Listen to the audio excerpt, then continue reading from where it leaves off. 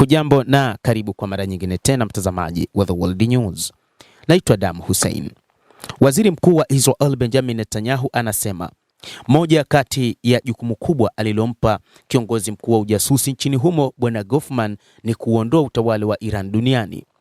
Waziri Mkuu Benjamin Netanyahu alimwambia Goffman katika hafla ya uapisho wake kwamba lazima auondoe utawala wa Kiislamu wa Iran duniani. Netanyahu aliongeza kuwa kufuatia mashambulizi ya Israel dhidi ya Iran mwaka 2025 na mwanzoni mwa mwaka 2026, utawala huu hautarejea kusitisha kuwepo kwetu kama ilivyokuwa zamani kwa maendeleo ya kuelekea silaha za nyuklia au kuelekea idadi kubwa ya makombora ya ballistic.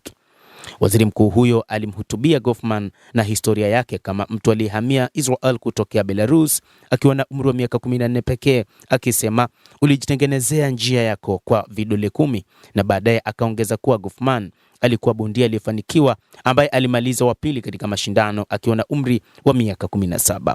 Zaidi ya hayo, Netanyahu alimwambia Goffman, ulishinda vikwazo vyote, ulishinda barabara zenye miamba ili kupata uteuzi wangu, akimaanisha malalamiko mengi ya mahakama kuu ya haki yaliyowasilishwa kuzuia uteuzi wake na upinzani kutoka kwa mkurugenzi aliondoka wa Mossad David Barnea.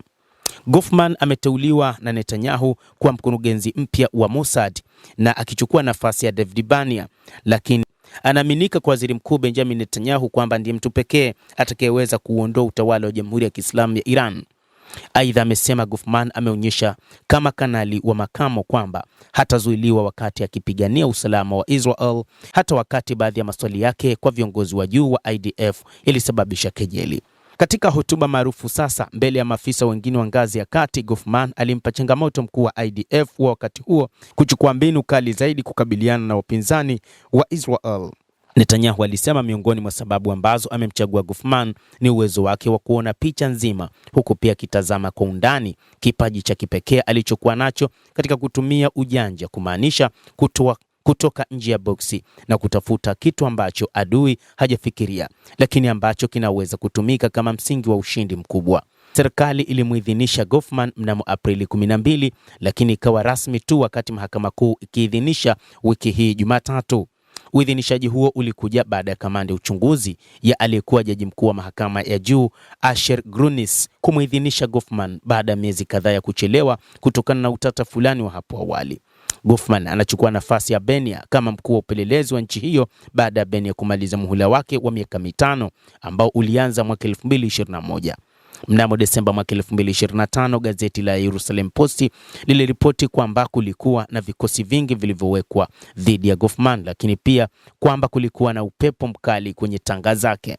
Kutokana na mwingiliano wa chapisho hilo la gazeti la Jerusalem Post la nchini Israel naye kama afisa wa IDF na kuzama zaidi katika vyanzo vinavyomfahamu, yeye ni wa kutisha kuliko wengi wanavyotambua. Kutoka kuwa katibu binafsi wa Netanyahu hadi kuwa mkuu wa Mossad, Goffman mwenye umri wa miaka 49 ambaye alihamia Israel kutokea nchini Belarus alipokuwa na umri wa miaka 14 hakupaswa kuwa mkuu wa Mossad kutokana na vyanzo ndani ya Israel.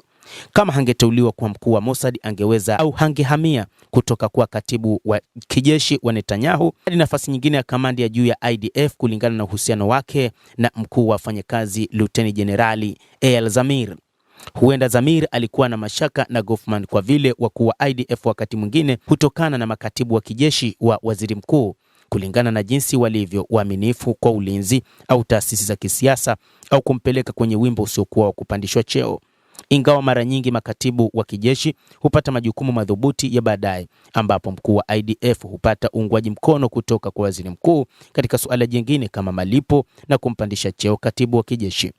Lakini yote hayo sasa hayana umuhimu, kwani Goffman atakuwa akiruka juu kuongoza huduma za kijasusi duniani, ambapo kimsingi itamfanya awe juu ya El Zamir.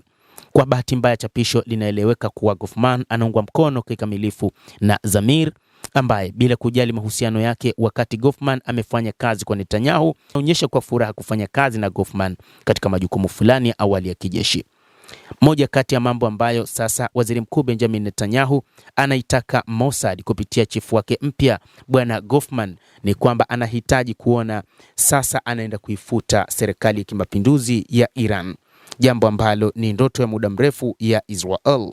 Lakini je, Goffman ataweza kuangusha utawala wa Iran kwa namna ulivyo na kwa namna ambavyo umeapa kutoanguka hata baada ya kifo cha aliyekuwa kiongozi wake mkuu Ayatollah Al-Khamenei. Ni wakati wa kusubiri namna ambavyo viongozi hao wamejipanga na jeshi la Iran limejipanga kwa ajili ya mapambano zaidi dhidi ya Israel. Endelea kutufuatilia, lakini ni kusihi usisahau kulike, kucomment, kadhalika kusubscribe channel yetu hii ili upate habari hizi kwa mapana hapa.